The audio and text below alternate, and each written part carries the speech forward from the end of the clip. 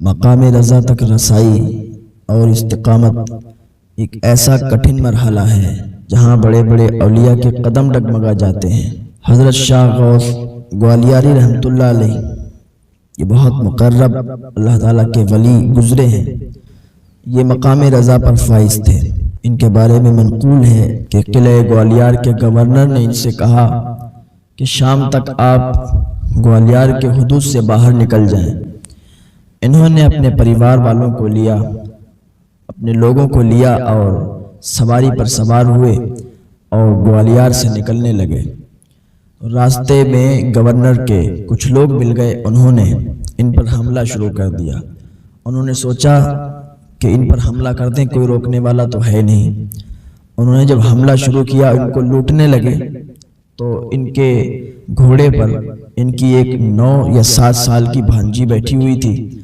جب ڈاکو اس کے پاس آئے اور اس کے کان میں بالیاں پڑی ہوئی تھی، ان بالیوں کو ڈاکو نوچنے لگے۔ جیسے ہی نوچی تو کانوں سے خون بہنے لگا، اور یہ مقام رضا پر فائز تھے۔ تو جیسے ہی اس بچی کے کانوں سے بالیاں نوچی گئیں تو خون بہنے لگا، تو انہوں نے اسی وقت اپنا جو ان کے ہاتھ میں عصا تھا، جو چھڑی تھی، ہوا میں اڑائی۔ جب ہوا میں چھڑی اڑائی تو جتنے وہ ڈاکو تھے، جتنے لوگوں نے حملہ کیا تھا، سب کے سر کٹ کٹ کے گرنے لگے اور سب کے سر قلم ہو گئے۔ یہ کام آپ پہلے بھی کر سکتے تھے، یہ کرامت آپ پہلے بھی دکھا سکتے تھے جب ان لوگوں نے حملہ کیا تھا، لیکن نہیں۔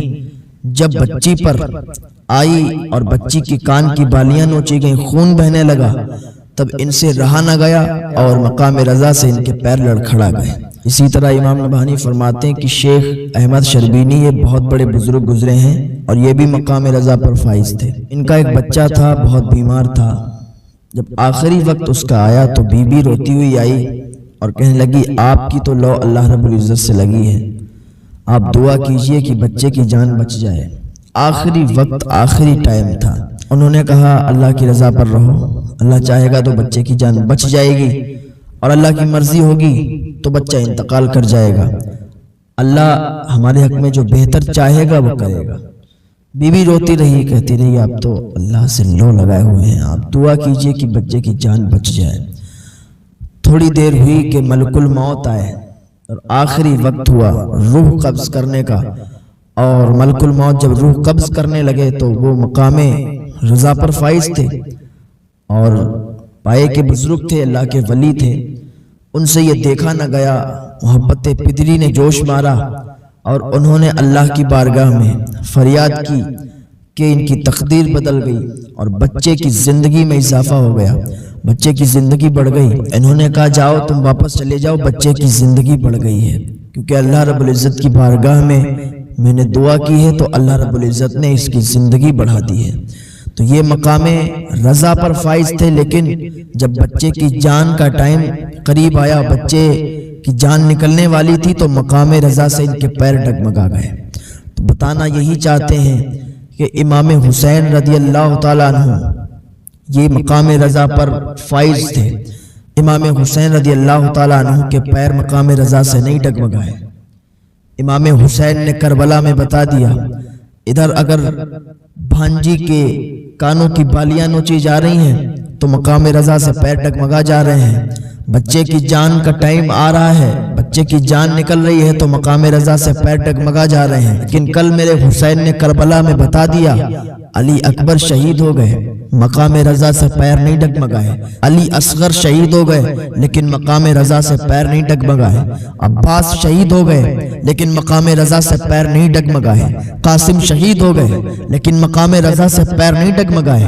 پورے خاندان کو لٹتا ہوا امام حسین دیکھ رہے ہیں، اپنے خاندان والوں کو امام حسین نے قربان کر دیا لیکن مقام رضا سے پیر نہیں ڈگمگائے۔ اگر امام حسین چاہتے تو علی اکبر کو بھی بچا لیتے، علی اصغر کو بھی بچا لیتے، صرف اتنی دعا کرتے، مولا میرے علی اکبر کو بچا لے، مولا میرے علی اصغر کو بچا لے، قاسم کو بچا لے، عباس کو بچا لے۔ لیکن آپ سب کچھ جانتے تھے، آپ نے دعا نہیں کی، مقام رضا پر فائز رہے، مقام رضا سے آپ کے پیر نہیں ڈگمگائے۔ خاندان والوں کو شہید ہوتے ہوئے دیکھا لیکن مقام رضا سے پیر نہیں ڈگمگائے۔ یہ میرے امام حسین رضی اللہ تعالیٰ عنہ ہے۔ دیکھیے مقام رضا کے 3 حصے ہیں۔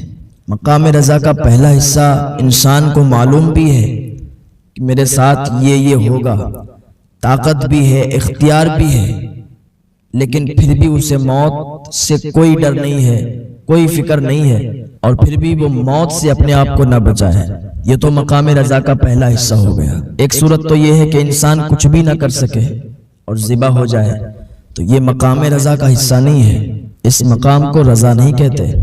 رضا اسے کہتے ہیں کہ انسان خود طاقتور بھی ہے، بچانے کا جگرا بھی رکھتا ہے، بچانے کی قوت بھی رکھتا ہے، لیکن پھر بھی اپنے آپ کو قضا سے نہیں بچاتا۔ اور مقام رضا کا دوسرا درجہ کہ انسان پر چھری چلائی جا رہی ہوں، انسان کے ٹکڑے ٹکڑے کیے جا رہے ہوں، انسان کو تڑپایا جا رہا ہو، پھر بھی وہ دل میں سرور اور لذت پا رہا ہو، تو یہ مقام رضا کا دوسرا حصہ ہے۔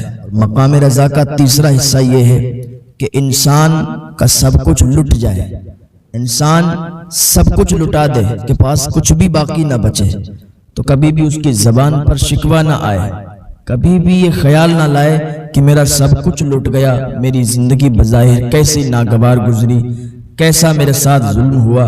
تو یہ مقام رضا کا تیسرا حصہ ہے۔ لیکن وہر حسین مقام رضا کا پہلا بھی حصہ پا لیا، مقام رضا کا دوسرا بھی حصہ، مقام رضا کا تیسرا بھی حصہ، لیکن کبھی اف نہ کیا۔